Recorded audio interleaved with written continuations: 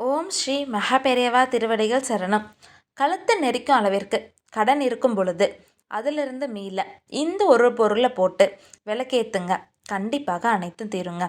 நான் நம்மளோட யூடியூப் சேனலில் தொடர்ந்து கடனை அடைப்பதற்கும் பணம் சேர்வதற்கும் எண்ணற்ற பரிகாரத்தை சொல்லிகிட்டு இருக்காங்க. நான் சொல்கிற எல்லா பரிகாரத்தையும் நீங்கள் செய்யணுங்கிற அவசியம் இல்லைங்க. உங்களால் அதில் எது சாத்தியப்படுமோ, உங்களுக்கு எதில் முழு நம்பிக்கை இருக்கும், அந்த ஒரு பரிகாரத்தை மட்டும் நீங்கள் செஞ்சுட்டு வாங்க. கண்டிப்பாக உங்களுக்கு கை கொடுக்குங்க. ஏன்னா நம்பிக்கையோடு செய்கிற எந்த ஒரு விஷயமும் நமக்கு கெட்டதை அடிக்காதுங்க, நமக்கு வெற்றியை மட்டும் தாங்க தேடித்தரும். கடன் வாங்குவது என்பது அவ்வளவு பெரிய குற்றம்லாம் இல்லைங்க. இந்த உலகத்தில் நம்ம அனைவருமே ஏதாவது ஒரு நேரத்தில் கடன் வாங்கி தாங்க நம்ம வாழ்க்கையை ஓட்ட வேண்டி இருக்கும். நம்மிடம் பணம் திரும்ப வந்தவுடன் அந்த கடனை நம்ம அடைச்சிருவோம். அதே போல தான் சிலர் கடன் வாங்குவார்கள். ஆனால் அவர்கள் கடன் வாங்கிய நேரம் என்னன்னு தெரியாது. அந்த கடனை திருப்பி கொடுக்க முடியாமல் கடன் மேல் கடன் வாங்கி மீள முடியாத கடனில் மாட்டிப்பாங்க. இந்த கடனை அடைத்து முடித்து திரும்புவதற்குள்ள அவர்களது வாழ்க்கையில் பாதி காலம் போயிருங்க. அதனால் கழுத்து நிறைத்து பிடிக்கும் அளவிற்கு கடன் இருந்தாலும் அதிலிருந்து மீள என்ன செய்ய வேண்டும் அப்படிங்கிறத பற்றி தாங்க இந்த வீடியோ பதிவில் நம்ம பார்க்க போகிறோம். இப்படி உங்களுக்கும் எவ்வளவு பெரிய கடன் இருந்தாலும் அதை தீர்ப்பதற்கு உங்கள் வீட்டில் உள்ள ஆண்கள் ஒரு சிறிய விளக்கை ஏற்றினாலே போதுங்க.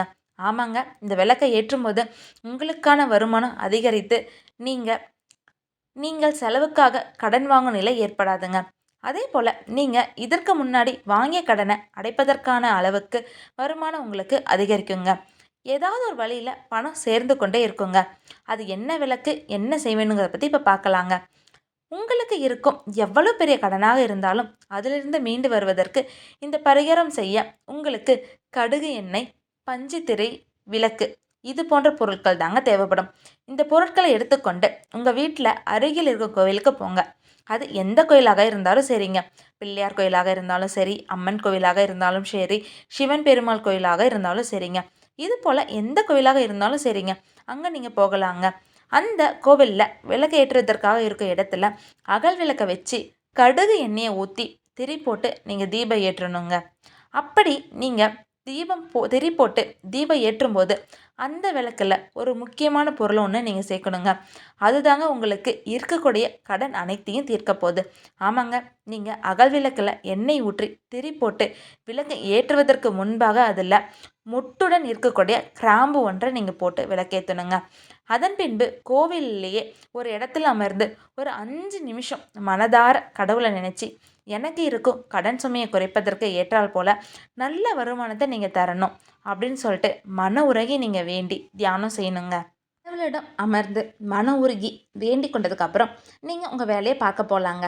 இப்படி ஆண்கள் 48 நாட்கள் இந்த விளக்கை தொடர்ந்து ஏற்றி கொண்டு வந்தீங்க அப்படின்னா உங்களுக்கு இருக்கக்கூடிய கடன் சுமை தீருங்க. அளவுக்கு அதிகமான வருமானம் உங்களுக்கு வருங்க.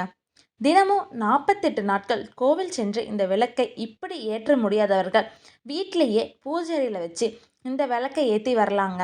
ஆனால் கோவிலில் சென்று இந்த விளக்கை ஏற்றுவது இன்னும் உங்களுக்கு சிறப்பான பலனை கொடுக்குங்க. இந்த எளிமையான விளக்கு பரிகாரத்தை மட்டும் ஆண்கள் தொடர்ந்து 48 நாட்கள் செய்து வந்தாங்க அப்படின்னா உங்களுக்கு இருக்கும் எவ்வளவு பெரிய கடன் சுமையாக இருந்தாலும் சரிங்க, சிறிது சிறிதாக குறைய தொடங்குங்க. அதற்கேற்றாற் போல உங்களோட வருமானமும் பல வழிகளில் அதிகரிப்பதை உங்களால் உணர முடியுங்க. மேலும் இந்த பரிகாரம் செய்ய ஆரம்பித்த நாட்கள்ல இருந்து நீங்கள் வாங்கும் கடனை குறைச்சி கொள்ள தொடங்குவீங்க. இந்த பரிகாரம் உங்களுக்கு உதவுவதற்கு இன்னும் சிறப்பானதாக இருக்குங்க. அதனால் நம்பிக்கையோட ஆண்கள் இந்த பரிகாரத்தை செஞ்சு வாருங்க. உங்களுக்கு நல்ல பலனை கொடுக்குங்க. ஹரஹர சங்கர ஜெய ஜெய சங்கரா, ஹரஹர சங்கர ஜெய ஜெய சங்கரா. ஓம் ஸ்ரீ மகாபெரியவா திருவடிகள் சரணம்.